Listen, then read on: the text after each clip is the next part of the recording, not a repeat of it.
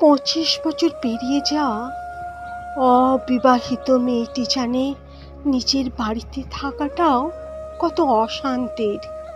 পড়ালেখা কমপ্লিট করা বেকার ছেলেটি জানে ছুরির চেয়েও ধারালো হয় পরিবারের মানুষদের কথা।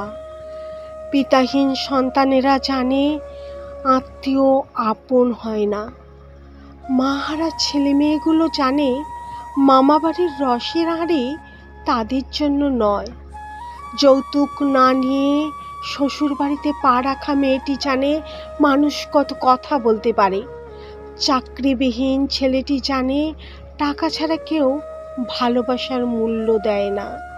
কালো মেয়েটি জানে গুণের কথা বললেও সবাই বাস্তবে খোঁজে রূপ। ডিভোর্সি মেয়েটি জানে সংসার ভাঙার দায় কেবল তারই মাথায়। সুস্থ মানুষেরা ভাবে এই পৃথিবীতে কেউ না কেউ তো তার আপন, কিন্তু পাগল জানে স্বার্থের পৃথিবীতে কেউ কারো নয়।